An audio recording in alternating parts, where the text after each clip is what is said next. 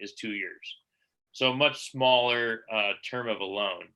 There's no personal guarantee, there's no collateral, and there's no credit elsewhere needed, which those three things are needed for the EIDL. You do need a personal guarantee. You may or may not need collateral. And then at this time, you don't need to show credit elsewhere.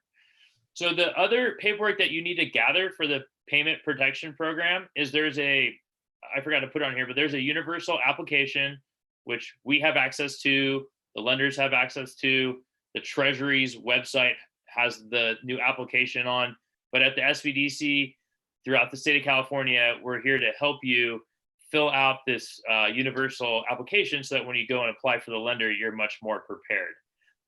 The other documents that you need to collect internally, as of Friday the 10th, sole proprietors were able to apply for the Triple P. The Triple P came out for every other entity on April 3rd. And then as of Friday, you could apply as a sole proprietor.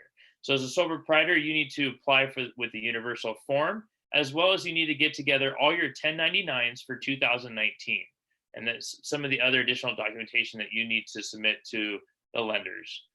All other entities, you need to apply with the universal form, apply with the lender form, and then you need to also gather your W-2s and your 941s or 940s, whichever you use for your business. Those are your quarterly payroll reports. You need to collect all those W-2s, 941s, 940s for 2019, and also have those ready for you, for the lender.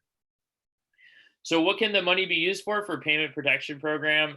It's payroll costs, which are in parentheses here. It's costs related to the continuation of group health benefits during periods of paid, sick, medical, or family leave, and related to premiums, employee salaries and commissions, or similar compensations. So that's what payroll costs include, all those different items. Then you could also add rent or utilities, and utilities include lights and telephone and email and other utilities. And then also any interest debt payments. You can't use the Triple P or the EIDL to pay off any debts that you have in your business. But what you can do is you can use it to pay your monthly debt expenses, like your monthly debt payments. You can include that into it. So that's the Triple P. So one of the biggest issues that we've heard in the marketplace, working with our clients, working with our lenders, is that it's hard to find a Triple P lender if your lender is at capacity or if your lender denied you for whatever reason. It's been hard to find lenders outside of our everyday traditional bank lenders. And the reason why is that the capacity was way too much for anybody humanly possible to even comprehend as far as paperwork goes. Some of the larger banks, like Bank of America and Wells Fargo, have already received over 250,000 applications in the last 10 days. So quite a bit of volume. Lenders are working till 2, 3 a.m. in the morning to try to process all this paperwork. So it's a lot of paperwork. But there are some lenders out there that are not banks, like lendistry.com. There's some additional paperwork you have to get together that we're here to help you do that with you at no cost, because there's a little bit you do need to get together before you apply. Their max, unfortunately, is only at $250,000 for the Triple P, and they're actually opening it up to non-customers for for-profits and nonprofits, which is awesome. SmartBiz Loans is an aggregator of 7A Triple P lenders. You can go on there and do some research and look at it and see who they may or may not have for you in your marketplace. I have heard that US Bank and United Business Bank are looking to take non-customers possibly this week or early next week. And we are getting updates on that daily as far as contacts so that we can get that out to our marketplace. And then also there's some lenders, like your everyday lenders, that you may or may not interact with. But if you think it might work for you, there's certain lenders, obviously they're not advertising this, but there are certain lenders that will take non-customers case by case. So it just doesn't hurt to ask. We are asking daily to figure out which lenders are doing that, but they haven't really come out and said, hey, we are doing this for sure. And then if you are looking for lenders in your area and none of these options look great to you that I'm offering right here, we're offering right here, is you could also just go to sba.gov/paycheck protection/find, type your zip code in, and then you may be able to find some lenders near you that you may not know about. All right, so in the state of California, there's certain things that are specific to California throughout the whole state. So there is a $50 million loan fund or fund that was taken from so the governor's office of California said they were going to set aside $50 million for a loan fund, and that would supply business microloans up to $50,000 for businesses that qualify. And what they're doing, iBank, is they're working with a couple CDFIs, Northern California, Southern California, possibly more as time goes on, to find the CDFIs to kind of funnel the money through so they can get it out to the small businesses like yourself. And SBDCs have access to the lenders, the CDFIs. We have access to iBank. We also have access to know how to navigate through these loans and help you prepare for these loans. Also, under iBank, there's this thing called the State Guarantee Program, loan program. And it's an everyday loan program, a little bit very similar to SBA's 7A program, where it's a guaranteed, it's a federal guarantee in case you fail to pay back your loan or go out of business, then SBA will back it. Well, there's also a state guarantee loan program that you may not know about that's run under the governor's office with iBank. And what they're doing for the disaster loans is they're approving up to $1 million. This is money that comes from the lenders, just like the PPP, but this is for everything, not just payroll and rent, utilities, and interest debt. But this is for for-profits and nonprofits. It's a loan up to $1 million at a 95% loan guarantee. So the state will guarantee the loan up to 95% for the lender, so they feel more comfortable giving you the money. And we also can help you apply for these loans and find these loans at the SBDC. In the state of California, there's the sales tax deferral. It's allowing small businesses to defer payment of sales and use tax up to $50,000 for up to 12 months. That's per California. And then real quick, this is an updated slide from our previous weeks of doing these outward facing webinars. So if you were to apply for the EIDL and the PPP, which you can do both, you just can't use the money for the same purposes, and you're either got declined or you're still waiting and you need to pay payroll, you need to pay your vendors. Like I mentioned, there's these other loans like the $50,000 microloan and the disaster state guarantee loan. And if you're waiting and you want to possibly take advantage of these other loans outside of EIDL and PPP, then you're going to need to kind of put together a full package of financials. And like I mentioned before, SBDCs, we're here to help you. Your local centers, the finance center, we're all working together to help you put all your financials together to get the best loan for your business, whether that is to pay for your employees, stay in business, relaunch your business, or possibly expand. We're here to help you collect all your financials together and put together the best package, and then kind of go out there. Loans at asksbdc.com. And then for any Spanish-speaking individuals, you can go to Espanol at asksbdc.com. So these are all internal for Northern California SBDC network. We're here for you. As I mentioned, we're here to answer your questions, answer your phone call, help you fill out the applications, help put your financials together. Again, always at no cost. And thank you very much for the time. I'm going to leave this slide up for you to see this, but we are now going to go into Q&A, and we'll take it from there. Thank you. Great. Hello, everybody. My name SBA, this is Noah. Hi, Noah. My name is Ann Johnson-Stromberg, and I'm going to just help go through some of the questions. Please keep in mind that you can vote up somebody else's questions so that it can kind of be pushed up the list. That is very helpful for us. But I want to start out with kind of a question that that a lot of people are already asking, Scott and Noah. Even you can respond as well.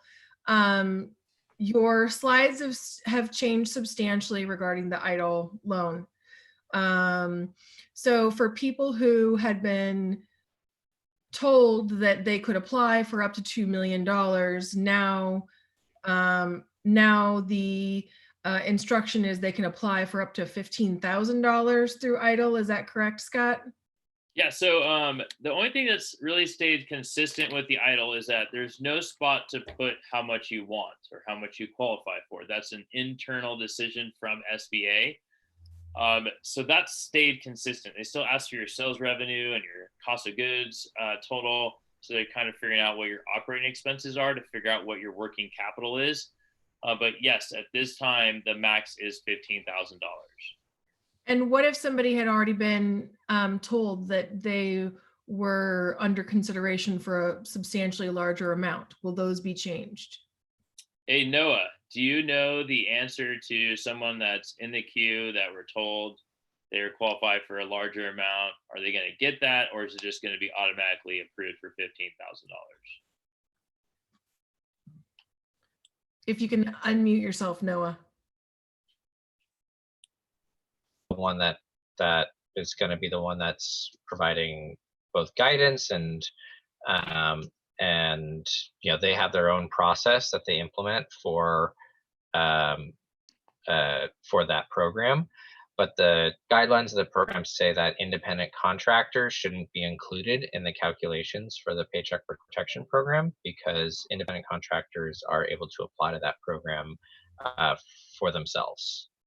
Hey, Noah, hey, I appreciate that. But the question was, we were asking if somebody applied for, was already told that they qualified for a larger amount. Well, yeah, they would be the lender would be.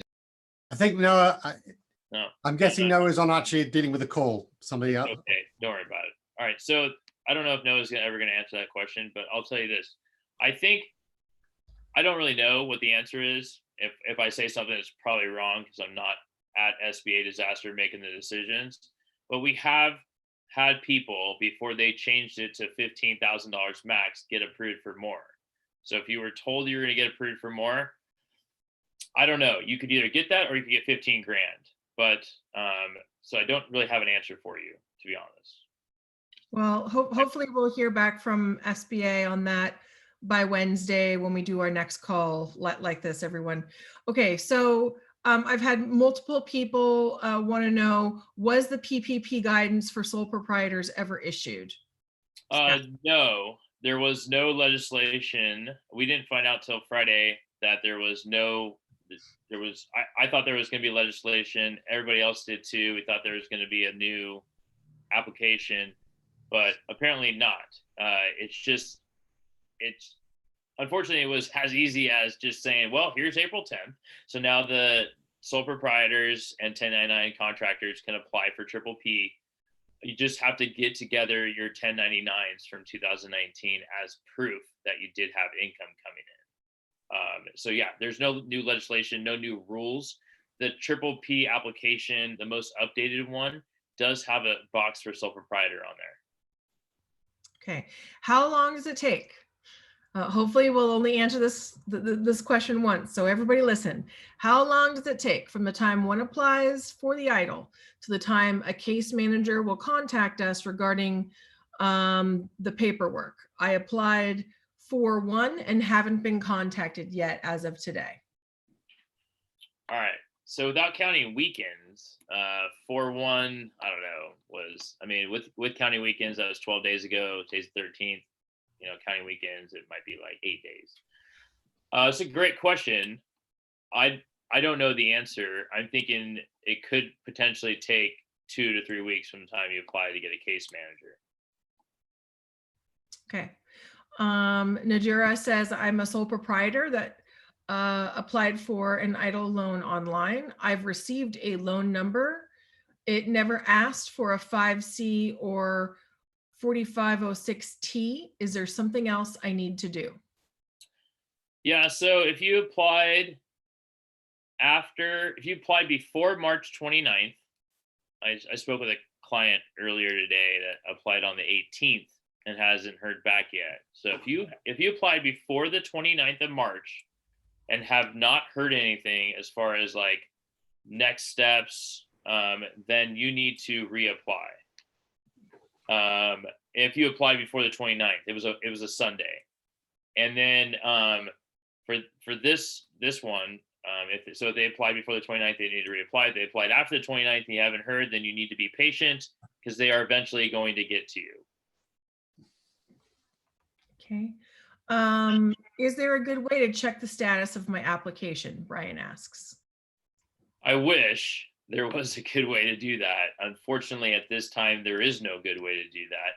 We don't have the answers. I received 10 emails this morning about that, and I had to let them know that unfortunately, we have to be patient. I recommend that you apply for both loans, the EIDL, and if you're waiting a long time, apply for the triple P. Unfortunately, at this time, for whatever reason, you can get qualified more for the triple P if you have payroll and all the other stuff than you can get for the EIDL. So and right now, nationally, the SBA has issued about 60, almost $170 billion worth of EIDL loans. Worth of triple P loans. So there's still a lot of money on the table nationally for that money from the initial tranche that was injected into it. So there's unfortunately no way for you to check it on it. I would just recommend to apply for the triple P and the EIDL. I also recommend to get together with your local SBDC and see what other monies you can get, because that microloan fund up to 50 grand is instantaneous, meaning you can get the money very quickly. And also the disaster loan, that state guarantee, is also a lot quicker of a process for funding than the EIDL or the triple P. Okay, so someone is asking, is there any update on the advance? When are those supposed to be dispersed or even approved?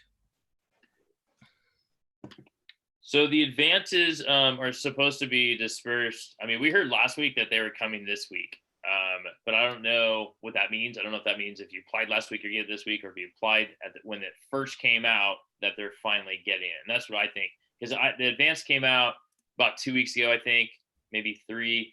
And when people applied at the beginning, they are starting to get those checks from what I've been told. So I think it takes about 2-3 weeks from the time that you apply to the time that you get the advance.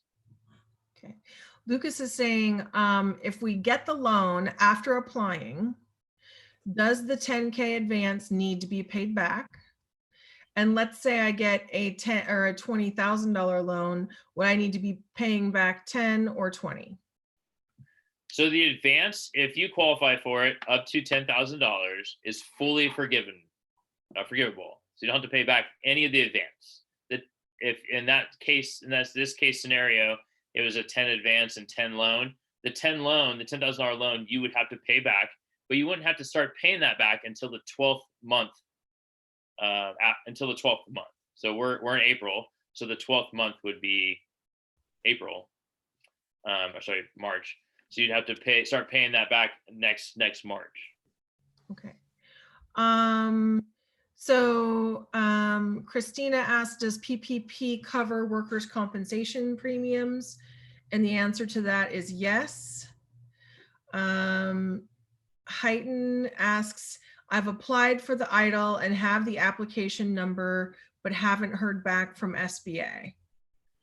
Yeah, so again, the people that haven't heard back, if you applied before the 29th, you're not going to hear back. You need to reapply. If you applied after the 29th, you just need to be patient. And I would recommend to apply for the triple P if you have payroll. And I also recommend that you apply for the other loans that exist. Okay. As a sole proprietor without employees, are we considered one employee for the EIDL advance? Yes. Sole proprietor would qualify for one employee. You are the only person that works for the company, regardless, even though it's the sole proprietor. So yes, you qualify for $1,000. Okay. So Mickey says, I have a case number from applying on the 21st of March, but no updates except for one email offering the 10K advance to fill in a form. Now 0 updates, even when I call SBA. How long should we wait before being concerned that we're completely lost in the system?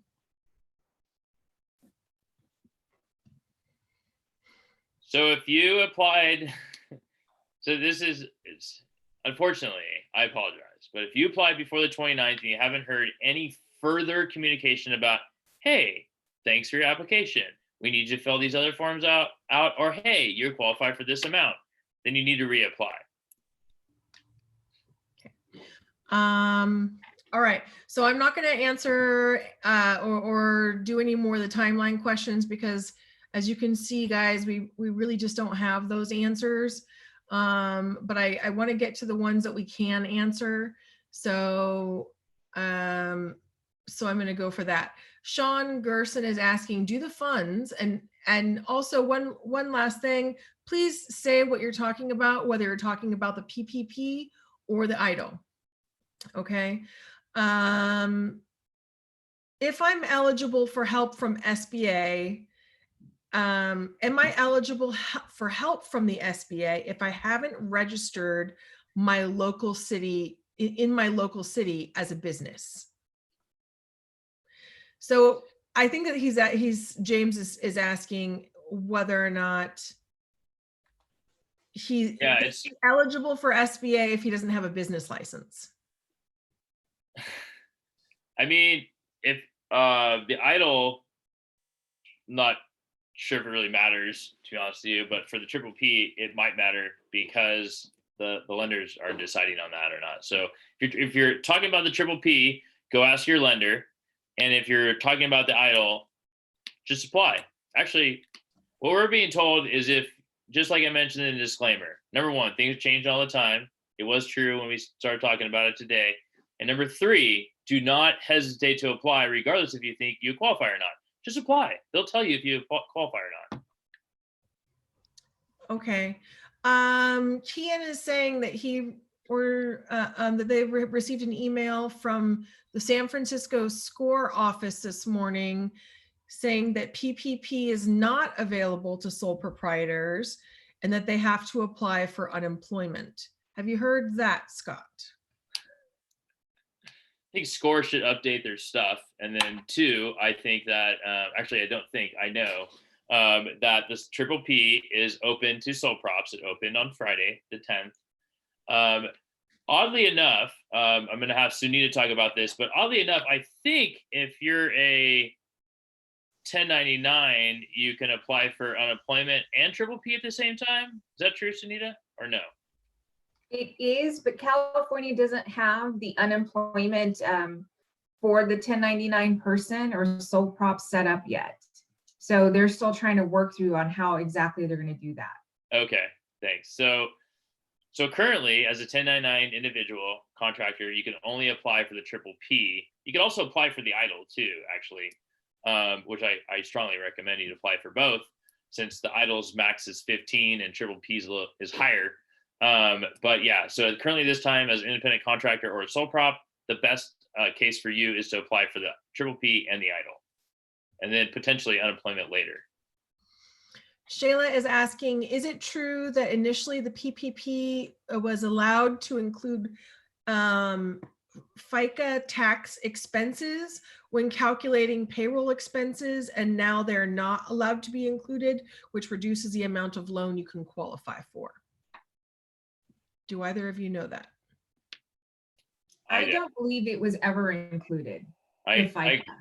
Yeah, federal. I agree with Sunita. I don't think it was ever included, and it wouldn't even be that much really, but unless they had hundreds of employees. But she can email the loans this person, she or he can email the loans at sbdc.com and ask that specific question, and we'll get an answer for you, but we don't have it on this phone call. Okay. Christina is asking, what will happen if we have applied for PPP with 3 different financial institutions? Well, you could potentially get approved 3 times, which would be amazing, right? I don't know. I mean, there's philosophy that maybe you should apply for all the banks that you bank with, which is all your business banks. Another philosophy that you should just apply for one. I'm not sure which is the right philosophy. Obviously, if you get approved for one, they're not going to give you another one at another lending institution. So maybe it's better for your odds. Some lenders may process paperwork faster than others. There's a lot of loans that have been that are in the queue to be funded this week in the state of California, close to about $5 billion worth of loans or more. So there are lenders that are processing it faster. There's lenders that are not going to sleep on the weekends and during the holidays that are getting this done as fast as they can.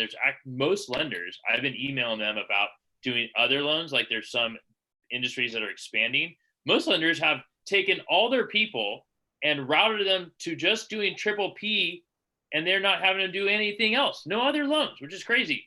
So there are some lenders that are processing it faster. So I would say kudos to you. You probably increased your odds applying to multiple lenders, but you only can get one, technically, from what I know. I can Okay, remind Ron. people to put your questions into the Q&A. We're seeing people try and put them in the chat. They're not going to get pulled from there.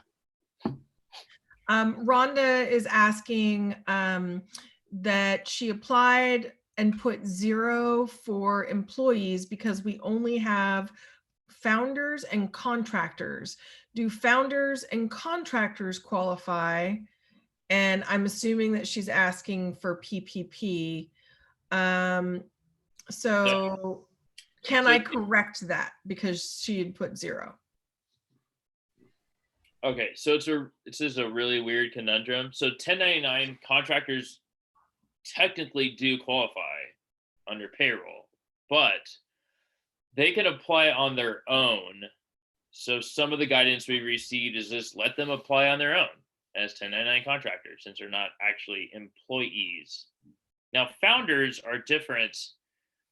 If you don't pay your founders as a paycheck for a W-2, then you can't necessarily verify it that way. The only way to verify it would be to show that you do some sort of draw, which I'm not sure if you do. And if you don't do a draw and you don't pay the founder on a paycheck, then there is no historical data to prove that you're paying your founders.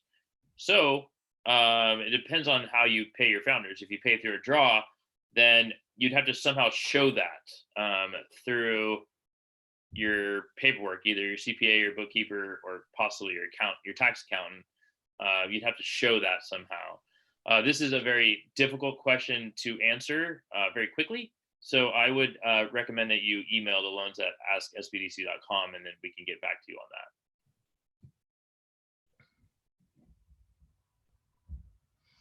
Okay, so Sabine is saying for PPP, do you have suggestions about how sole props who may not have put themselves on payroll might be able to document payouts to themselves to recoup some of that?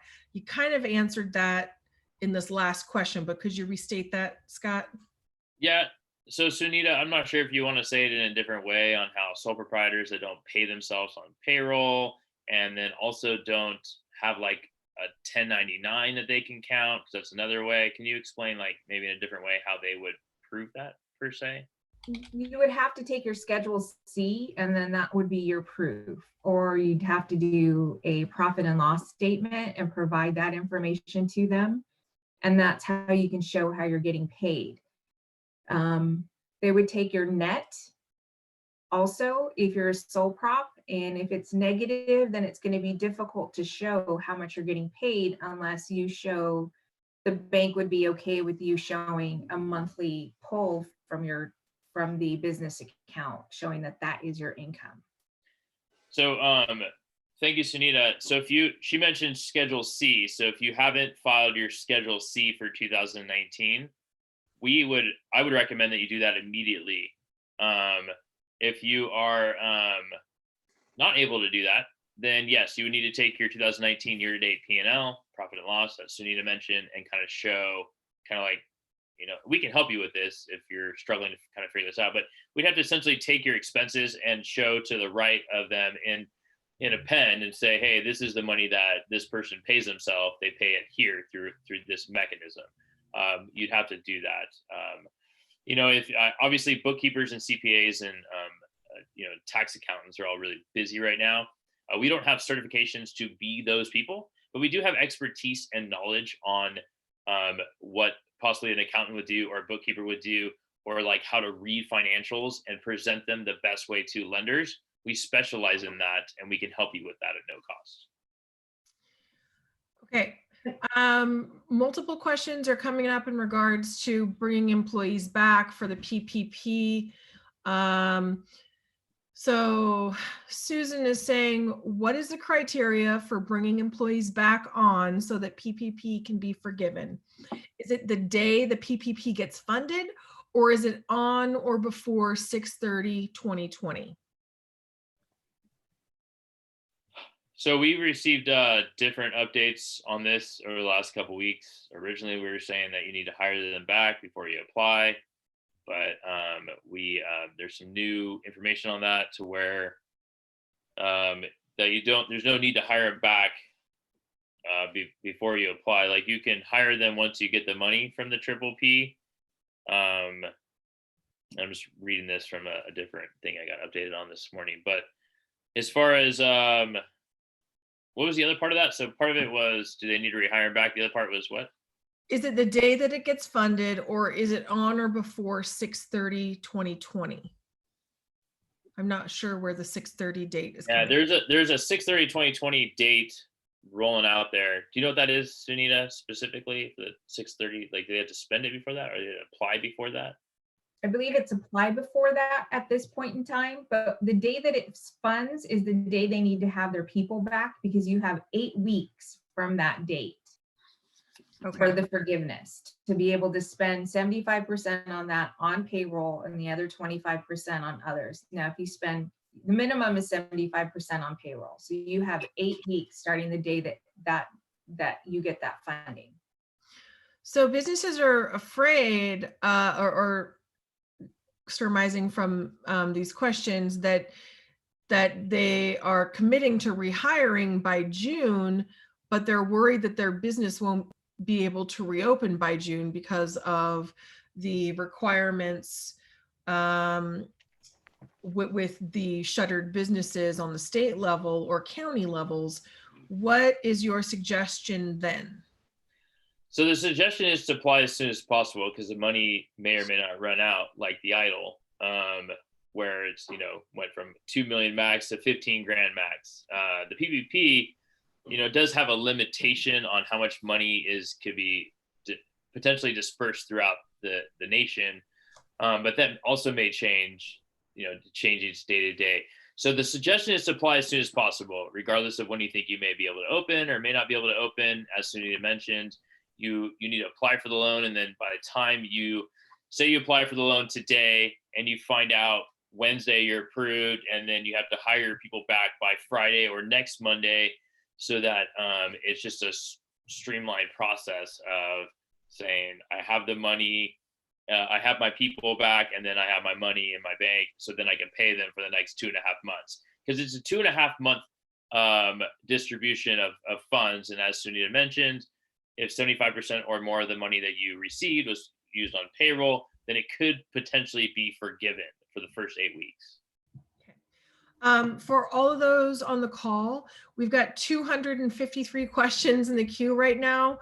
Rather than ask another question, please go through the Q&A list and vote up questions that you're interested in getting the answers to, because there's no way in 15 minutes I can get to all of them. So I'm trying to do those that are most applicable to the largest number of people.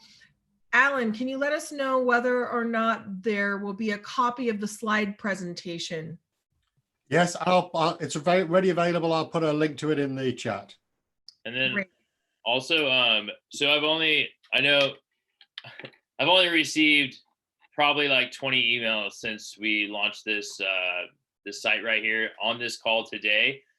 Anne mentioned there's 200 questions, over 200 questions. We're not gonna be able to answer them all. Please either call the number that you see here after this call and get a live person, or leave a voicemail. We'll get back to you today. Or please email this email that we're monitoring hourly, so that we can answer those questions for you. Thanks. So let's see. Sean is as asking, do the funds have to be used in a certain fashion? Does the lender follow up to make sure that they're used in a specific way? And what if your plans change? I don't know if this is regards to. It has to be for the triple P because the lenders are only involved in the triple P. Oh, okay. Here's a question. Here's the answer for you, for anyone that has any questions about what the lenders are going to do. What are they going to monitor? When are they going to be happy? When are they going to be mad? When are they going to come after you? All those questions, you need to ask the lender because they have the answers. We do not, and the SBA does not. You know why? Because it's the lender's money. Therefore, they make all the rules, except for the standard operating procedures and all this other stuff that SBA said. All the terms, SBA made the rules on. But the money from the lenders to you and the requirements within it on how to make that valid or how to make it true to them is going to be in your loan docs that you sign, and it's going to be in the communication that you have with them, not through us. Okay, Scott is asking whether or not there are any set-asides for minorities, vets, women-owned, et cetera, for the loans specifically. At this time, no. There are local and statewide organizations, minority organizations that are trying to stand up loan funds for whether it be Asian Pacific Islander or Hispanics, business owners, and other minorities, but at this time, no. Okay. Mary is asking what the difference is between a sole proprietor versus self-employed versus an independent contractor. That's a great conundrum there. Sunita might be able to explain it better than me. So I just like, okay, so if you're a sole proprietor, you could also be a 1099 contractor at the same time. Actually, most 1099 contractors are sole proprietors unless they file under a separate entity like a C Corp, LLC, or S Corp. And then the difference between self-employed and sole proprietor, I think that's synonym, right? Is that the same thing? Yeah. Okay. Yes. So it's just a different name: sole proprietor, self-employed. If you're self-employed, you're more than likely filing a Schedule C as a sole proprietor, unless you are just taking a draw from a C Corp or an S Corp, and you're also a sole proprietor because it's just you as an individual. There's no employees, but you run it under a C Corp or an S Corp. So if you have a question in regards to understanding that more, just please email us at loans@asksbdc.com. Or call 833 ask call, SBDC. yeah. Just you should blow up our phone right now. Just call us right now. We're ready. No one here in this webinar will be able to answer those calls at this moment, but yeah. Okay, what are the reasons an EIDL loan might be denied? The most reason we've heard for EIDL loans not being approved is due to credit. And SBA does a soft pull, just like the triple Ps, they do a soft pull too, but the credit is with the SBA is different than the triple Ps. The SBA EIDL loan credit is a blended score of your personal credit, like your personal FICO, and then your business credit, which is something else that SBA checks, which you would not know what your business credit score is normally. So they take a blend of business and personal credit, and then they do a mathematical magical equation, and they figure that out. And then that's what we've heard is the most reason why you would probably get declined. So if you had a, and we do not know what the minimum is. yeah, there's currently no minimum. You may have heard 640, 650, 680, 600. There is no minimum credit score. So again, don't hesitate to apply. Just apply. If you get declined, we're here for you. We'll help you find money elsewhere. Okay, could you go through and explain the timeline for what PPP covers versus what EIDL covers? Because I'm getting a few of those questions again.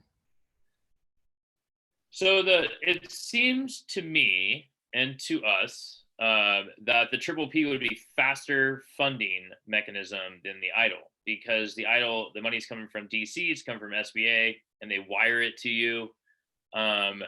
And they have been more inundated than the lenders because they launched that in February and the lenders launched triple P on April 3rd. So there's a big gap there. SBA, if you haven't heard this already, you're going to hear it a lot more, but SBA is getting as many transactions or inquiries every day that they normally get in a year, which is pretty nutty. And most lenders that are working till the wee hours of the morning, they're processing what they normally process in a year in 5 days. So the Triple P just launched on the 3rd, and they're supposedly supposed to get money out to the businesses this week. It's like 2 weeks, week and a half. So Triple P seems to be funding faster because that's money straight from the lenders, and they have it in their bank account, and they're right here locally. And then the EIDLs seems to be taking a lot longer, 2, 3, 4 weeks. Okay, so Nicole is asking about some changes or if there have been changes regarding the 10K grant amount, the advance. Now, rather than the full 10,000, it's 1,000 per employee up to $10,000, correct, Scott? So it's quite possible that somebody who applies for the $10,000 advance could only get $1,000 if they're counting themselves as the only employee. Yes, and we're not the beholder of that. SBA is through the EIDL loan and advance. So yeah, we were told that the newest equation is not everybody gets $10,000 that ask for it. You have to have 10 or more employees. And then as you count down the number of employees you have, whether it be 1, you as an individual sole proprietor, independent contractor, or 3 or 2 or 10 or 7 or whatever, you just take your number of employees times it by 1,000, and that's roughly what you would qualify for.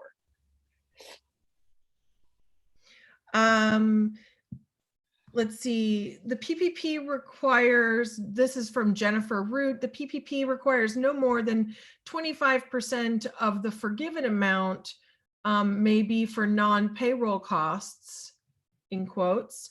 As a sole proprietor taking a draw instead of a paycheck, if 100% of the amount is used for rent and utilities, does that mean that it may not be eligible for loan forgiveness? The simple answer is yes. The more complicated answer is probably yes. But if you want more explanation, you can email us down here. But yeah, if you don't spend 75% or more of the monies that you allot for the first 8 weeks of you getting the loan for the Triple P, and it's not 75% or more of the money is spent on anything but payroll. Sorry, I apologize. 25% or more of any of the monies are spent on sorry, I'm confusing myself.